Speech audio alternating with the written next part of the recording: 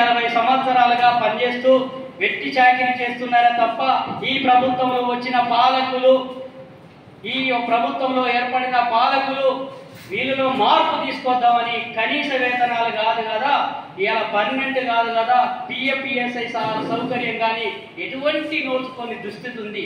ఇలా పంచాయతీ ఉద్యోగ కార్మికుల బతుకులు ఈనంగా ఉన్నాయంటే దాదాపు ఒక ప్రభుత్వం 10 సంవత్సరాలు, ఒక ప్రభుత్వం 10 సంవత్సరాలు, ఇంకో సంవత్సరం 10 సంవత్సరాలు, 30 సంవత్సరాలు, 30 తరాలుగా ఒక తరం పోయింది, 2వ తరం పోయింది, 3వ తరంకి ఇలా పంచాయతీ కార్మికులు పనిచేస్తున్నారు తప్ప వారి బతుకులలో మార్పు తీసుకురాలేదు. అందుకే గ్రామ పంచాయతీ ఉద్యోగ కార్మికులు గత ప్రభుత్వం మల్టీపర్పస్ వర్కర్ విధానం తీసుకొచ్చింది, 51 జీవో. ఆ జీవో ఏం చెప్తుంది? గ్రామ పంచాయతీలో ఏ శాఖలో లేనటువంటి మల్టీపర్పస్ వర్కర్ విధానాన్ని తీసుకొచ్చి అన్ని పనులు అందరు చేయాలి.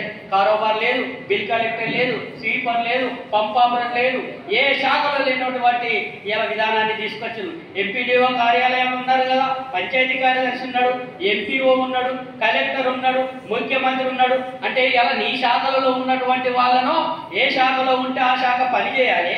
గ్రామ పంచాయతీ కార్మికులు అనే వారికి అన్ని పనులు చేయాలి. అంటే ఇంత వివక్షతను చూపుతున్నారంటే ఇందులో దళితులు కేవలం అణగారిన వర్గాలను వీళ్ళను అణగదొక్కాలే తప్ప వీళ్ళ బతుకులలో మార్పు తీసుకురావద్దని కంకణం కట్టుకొని ఇలా తెలుగుదేశం ప్రభుత్వాన్ని చూసాం, కాంగ్రెస్ ప్రభుత్వాన్ని చూసాం, టీఆర్ఎస్ ప్రభుత్వాన్ని చూసాం. ఎక్కడ ఏ మార్పు తీసుకొచ్చిందని అడుగుతున్న ఈ ప్రభుత్వం.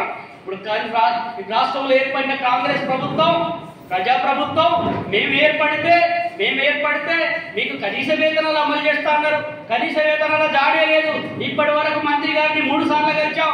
మల్టీపర్పస్ వర్కర్ విధానం మేడం, అనేక మంది కార్మికులు కరెంటు సరఫరాలో, మన ట్రాక్టర్ నిర్వహణలో చనిపోయిన కార్మికులు ఉన్నారు. వాళ్ళకి కనీసం ఇన్సూరెన్స్ నోసుకొని పరిస్థితి ఉంది. ఇన్ని సంవత్సరాల పాలనలో స్వాతంత్రం వచ్చి దాదాపు ఇలా గ్రామ పంచాయతీలో 50-60 సంవత్సరాలు పనిచేసే తరాలకు అమ్మాక కూడా ఇన్సూరెన్స్ సౌకర్యం లేని పరిస్థితి ఉంది. ప్రజాభవన్ పోయాం, కమిషన్ ఆఫీస్ ముట్టడి చేశాం, పోరాటం చేస్తే తప్ప వేతనాలు ఇయ్యని పరిస్థితి ఉంది. ఎంపీ ఎన్నికల నాటి నుంచి అంటే గత ప్రభుత్వం తీసుకొచ్చిన విధానాన్ని నేను అవలంబిస్తా, మీరు మాత్రం అట్లే ఉండండి అనే ప్రభుత్వం అనుసరిస్తుంది. ఈ ప్రభుత్వం అనుసరిస్తున్న విధానాలకు రాష్ట్రంలో రాష్ట్ర మహాసభలు నిర్వహిస్తున్నాం. ఈ నెల 23-24లో రాష్ట్ర మహాసభలు నిర్వహిస్తున్నాం. ఈ రాష్ట్ర మహాసభలో కార్యాచరణను ప్రకటించబోతున్నాం. ఎందుకంటే రాష్ట్రంలో ఉన్న 51 జీవో సవరించాలి, మల్టీపర్పస్ వర్కర్ విధానం రద్దు చేయాలి. ఎందుకంటే మేమేం బానిసలం కాదు.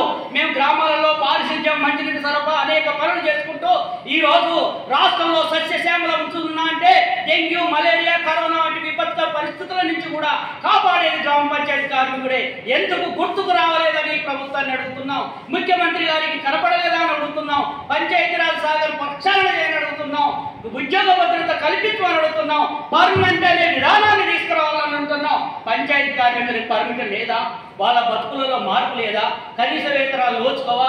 ఇలా రాష్ట్రంలో 18,000 అమలు చేయాలంటున్నావు. కాంట్రాక్ట్ ఉద్యోగ కార్మికులకు 17,500 ఇస్తున్నావు. మున్సిపల్ కార్మికులకు ఇలా 16,000, 17,000 ఇస్తున్నావు. మున్సిపల్ కార్మికుడు అదే పని చేస్తాడు, పంచాయతీ కార్మికుడు ఇదే పని చేస్తాడు. మరి ఎందుకు నీలో వివక్షత ఉంది? అందుకే గ్రామ పంచాయతీ కార్మికుడి కనీస వేతనాలు అమలు చేయాలి.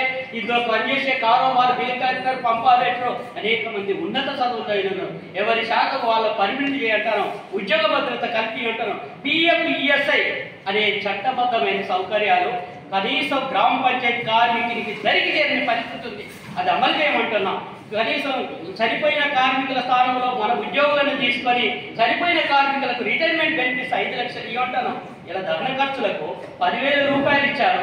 ఆ 10,000 నుండి 30,000 రూపాయలు రాష్ట్ర ప్రభుత్వం ఉత్తర్వులు ఉన్నాయి, అది అమలు చేయమని కోరుతున్నాం. ఇది అమలు చేయడం తప్ప, ఈ ప్రభుత్వాన్ని అడగడం తప్ప.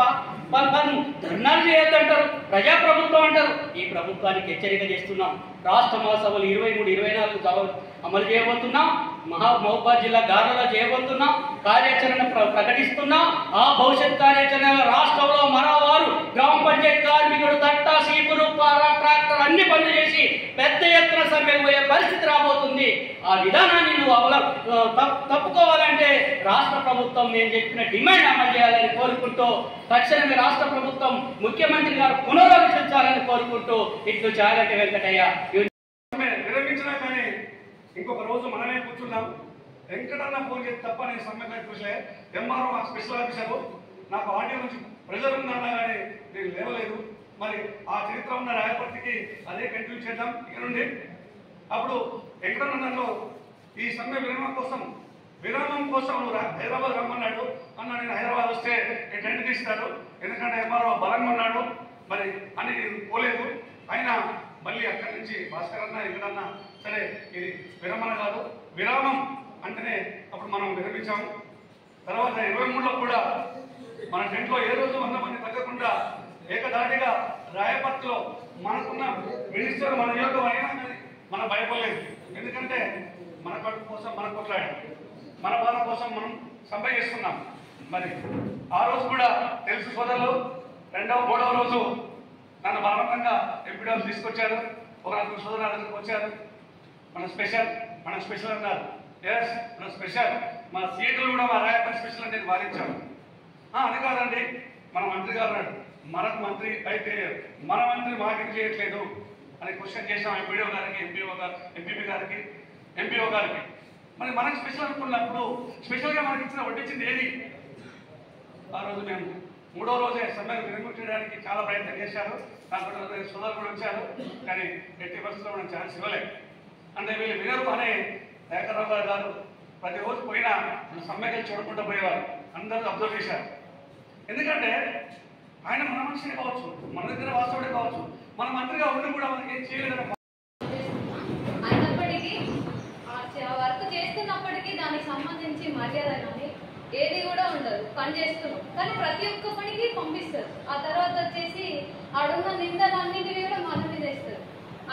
మన పైన ఉన్న అధికారులు ఏం చేస్తారంటే పని చేస్తారు, ఆడి వరకు ఓకే, వాళ్ళ తర్వాత వచ్చే ప్రజల నుంచి వచ్చే సమస్యలు అన్నింటినీ కూడా మన మీద నెడతారు. యాజ్ ఇప్పుడు మేము చెప్తున్నా అంటే వాళ్ళ కారపాలు ఉన్నాం కదా, ఏమన్నా సెక్రటరీ మీకు దగ్గర కదా మీరు చెప్పారా అనే విధంగా ఉంటుంది. అక్కడికి వేసరికి ఏముంటుందంటే మనకు సంబంధించి ఏది ఉండదు అక్కడ, వాళ్ళు మాత్రం చెప్పింది మనం చేయాలి.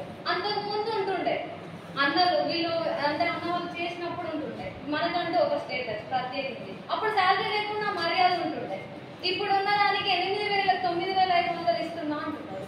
అప్పుడన్నా మీరు స్టార్టింగ్ చేసినప్పుడు మీకు వచ్చిన 400 500 రూపాయలకి ఒక 100 రూపాయలు పట్టుకొని పోతే నీకు వారంగా 2 వారాలు సరిపడా కూరగాయలు కానీ సంథింగ్ ఇంట్లో సామాన్ ఏదైనా వచ్చేది. అదే ఇప్పుడున్న పరిస్థితిలో 100 రూపాయలు పట్టుకొని పోతే నా కొడుకు ఒక చిన్నప్ప పట్టుకొని వస్తారు.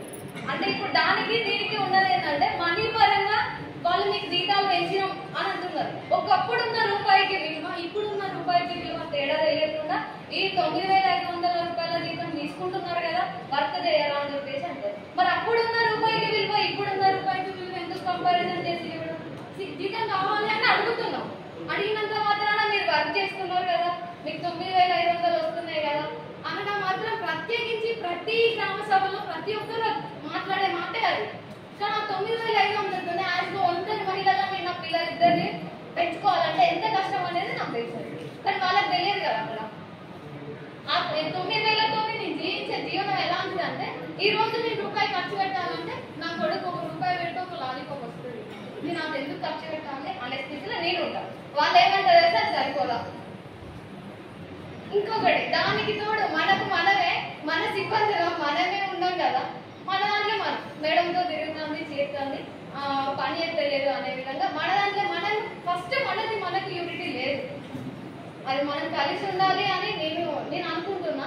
కానీ వాళ్ళ దాంట్లో ఎట్లుంటుందంటే పెన్ను పేపర్ పట్టుకొని తిరుగుతుందో కాదు అనేది నేను అన్నా అని చెప్పి బాధపడకండి. ఒక దగ్గర జరిగిన విషయాన్ని నేను చెప్పగలుగుతున్నా, మొత్తం అన్ని చెప్పాను. తన భార్యను కూడా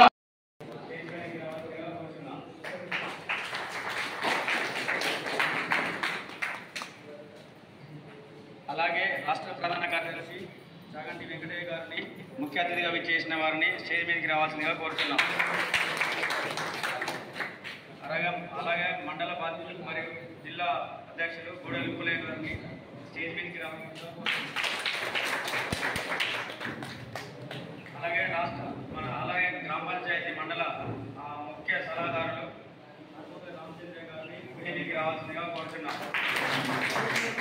అలాగే మండల ముఖ్య సలహాదారులు కె మహాత్మా గారిని స్టేజ్ మీదకి రావాల్సిందిగా కోరుతున్నాం. అలాగే మండల ముఖ్య సలహాదారులు చంద్రనాయక్ గారిని స్టేజీకి రావాల్సిందిగా